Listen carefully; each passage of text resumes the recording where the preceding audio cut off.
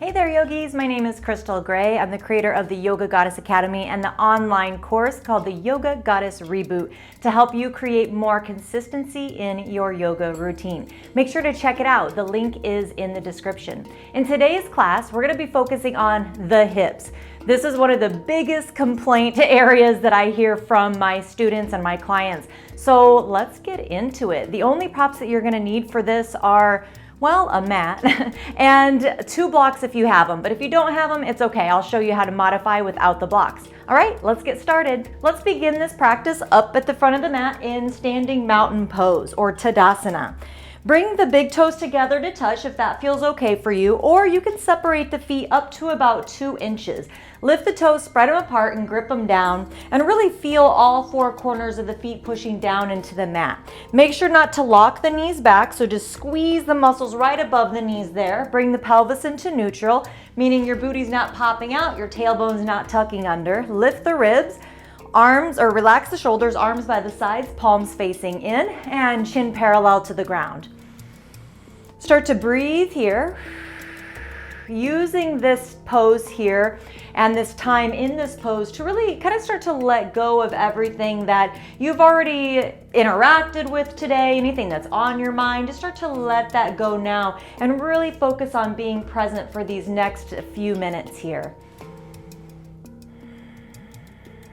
Push down into the feet. Make sure you're not leaning forward. Want the hips to be pretty much right above the heels. All right, let's build a little bit of heat with chair.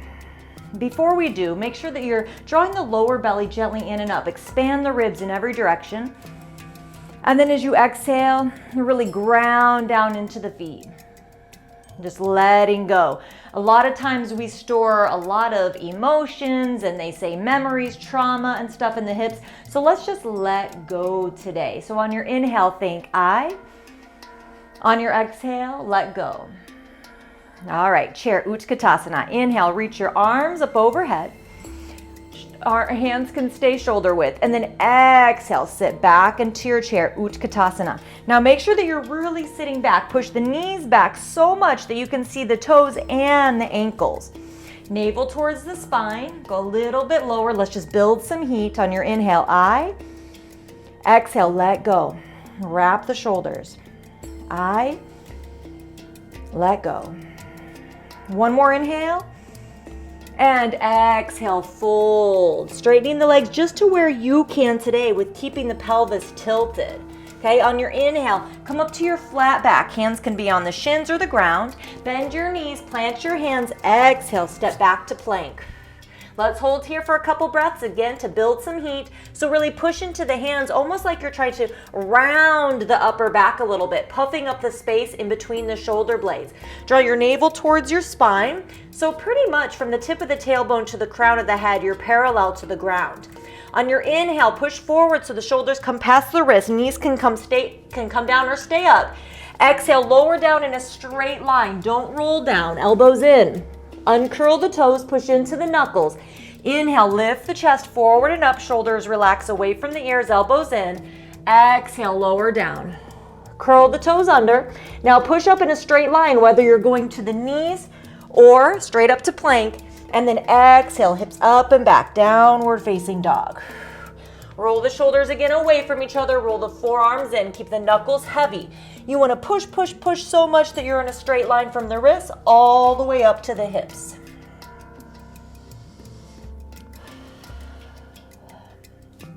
Now from here, bring your big toes together to touch and lift your right leg up. Bend the knee and let's just get into the hip joint here. Do some circles with that knee.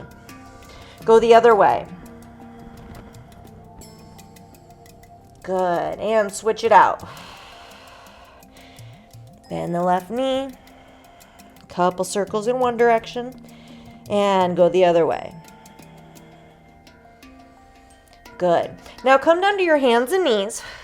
And bring your knees as wide as your mat. Bring your big toes together to touch. And then sit back towards your heels. You can either bring your forehead to the ground, or if it doesn't easily touch, stack the fists and place your forehead onto the top fist. Breathe here.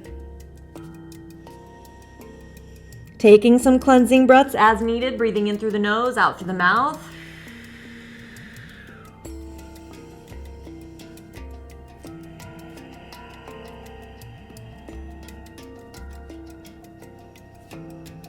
Very good. And then slowly make your way to your hands and knees. Keep your knees apart, and then let's come around and back and up and around and back and up. Go the other way.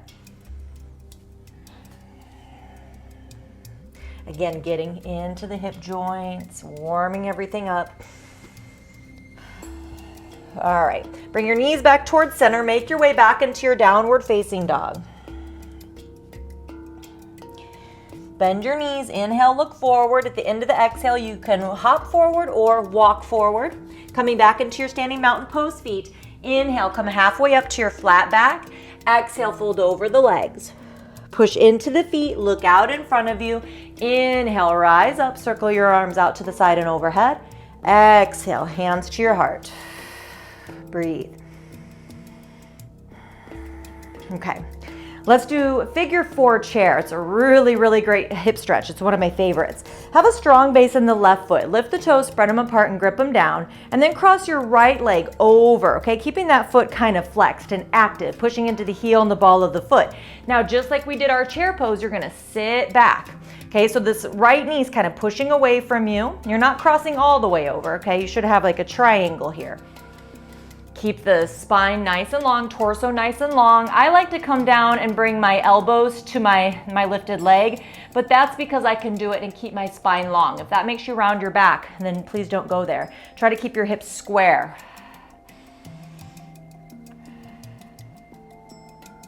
Get your balance, slowly come up and release, walk it out. Okay, other side. Strong base in the right foot, lift the toes, spread them apart, grip them down. Cross the left leg over and then push it back. Go to where it feels good for you. Keep both side bodies long. That'll help you to know if your hips are square or not. If one side is kind of bunched up, then you need to push the opposite hip back or push that hip back. Breathe, draw the chest forward. Relax the face, unclench the teeth. Good, slowly come up. Release and walk it out. Okay, come back up towards the mat or towards the front of the mat, coming into your mountain pose feet and stance. Exhale, ground down. Inhale, reach your arms up overhead, palms touch. Exhale, fold, arms can come out to the side. Inhale, come halfway up to your monkey pose, flat back, hands can be on the shins or the ground. Exhale, step back to plank, top of a push-up. Inhale, push forward. Exhale, lower with or without the knees in a straight line. Uncurl the toes. Inhale, back bend of choice. Exhale, downward facing dog. Bring the big toes together to touch. Inhale, right leg up and back. Exhale, round the back knee towards the nose. Place the foot in between the hands. Bring the back knee down. Hands inside of the left foot or the right foot. Walk the right foot over to the side. Now here is where you could optionally grab the blocks and place your hands on the blocks or your forearms on the blocks, whatever. But if you don't have blocks, then just have your hands on the ground here. Okay, turn the right toes out just slightly and make sure that the knee's pointing in the same direction as the toes. Knee never goes past the ankle, so it's right on top. Keep the hips square. If you're one of those people that really likes to have the back knee lifted, that's fine. If you do that, push the back heel back, front knee forward.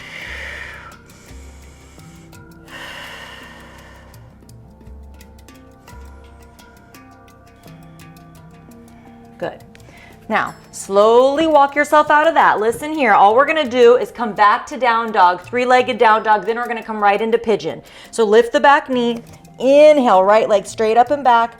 Exhale, bend the knee, right knee to the outside of the right wrist for pigeon, okay? Now, please do not grab the foot and yank it up. Your shin does not have to be parallel to the front of the mat, okay? Mine probably never will be just because of how my legs are. That's fine.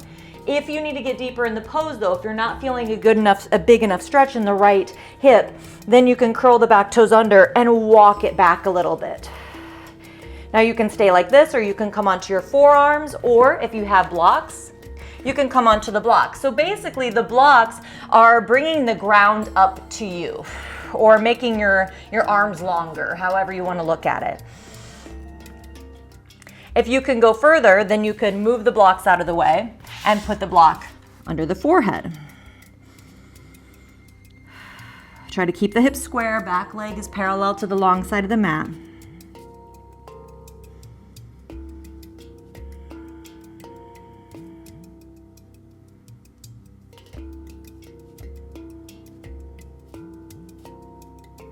Good. Slowly make your way out of it.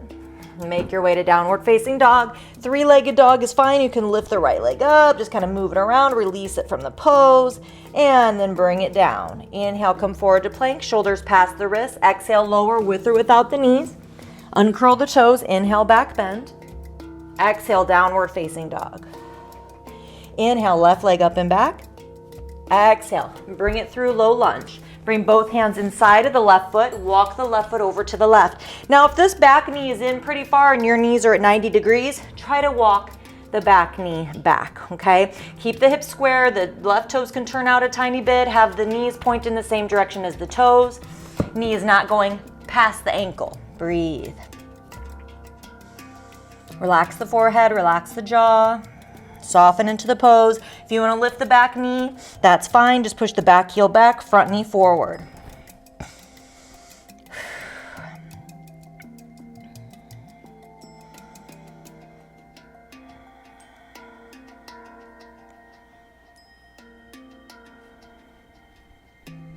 Okay, from here, move the blocks. Three-legged downward facing dog. Lift that left leg up and back. Inhale. Exhale, pigeon. Left knee to the outside of the left wrist. Don't grab the foot and yank it up. Curl the back toes under and walk it back instead. See where it feels good to go on this side. It might be different than the other side, and that's okay. Keep the hips square. Try not to dump off to the side and breathe. Relax the forehead and the jaw.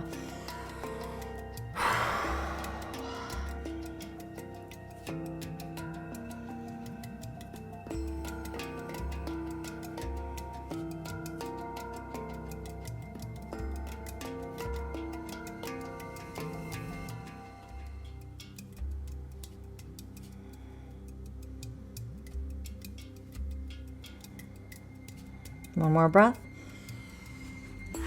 Okay, if you had those blocks, move them out of the way. Come back to your three-legged dog. Lift the leg up and back, inhale. And then exhale, bring it down. Full stretch in your down dog. Let's do one more vinyasa. Inhale, come forward to plank, shoulders past the wrists. Exhale, lower, elbows in. Uncurl the toes. Inhale, big back bend. Exhale, hips up and back. Last downward facing dog. Hold and breathe. Roll the shoulders away from each other. Roll the forearms in.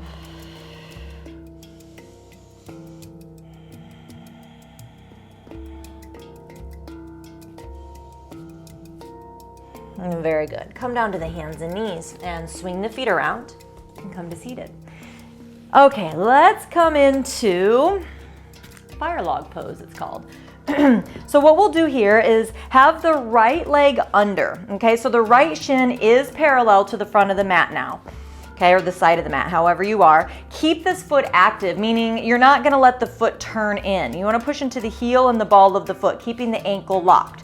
Make sure that the shin is parallel to the front of the mat, okay? Parallel, in line. Then bring the left leg up on top so that the left ankle is coming right onto that opposite knee. Okay, now if you can see how tall, how lifted my knee is, you can always put a block in between there if that feels better for support. Okay, sit up really tall on your inhale. On your exhale, start to tip the pelvis forward if you need to feel a stretch. I don't need to tilt the pelvis hardly at all. Now, again, this pose is gonna be much easier for people whose legs naturally turn out. Okay, my legs naturally turn in, so that's why this knee is lifted up so high. So if this pose is really hard for you, it could be because of that, but it also could just be because your hips are tight. But don't automatically assume it's just because your hips are tight, okay? And breathe. And as long as you stay consistent, you will notice improvements.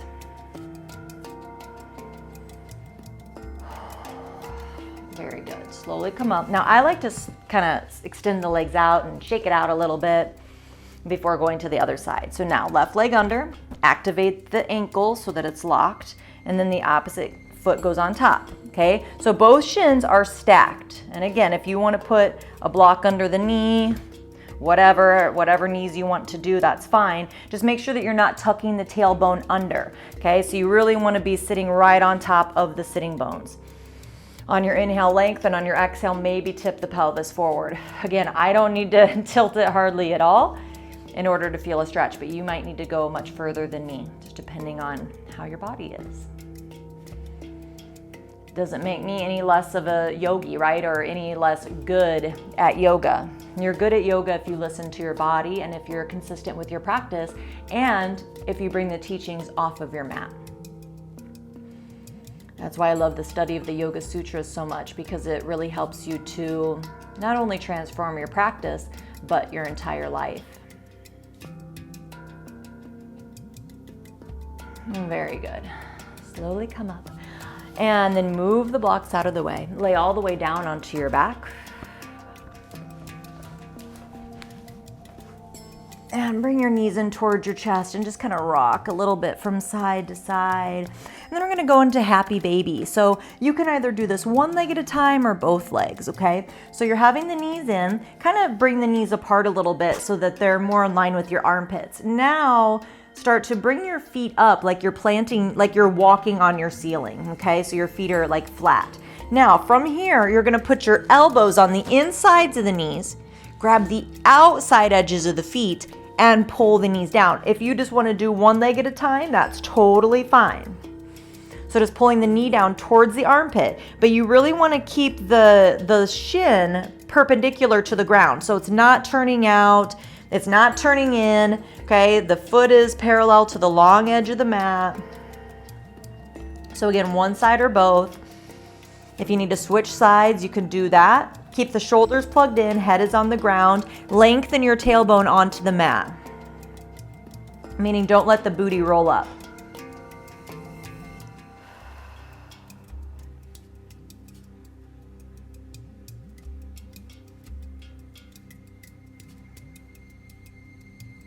Good, and release. Bring the knees in again. Rock a little bit from side to side. Now, if it would feel good, you can again grab the feet, but just do like one leg straight, then bend, and then the other leg straight. So just bringing in a little bit of playful movement.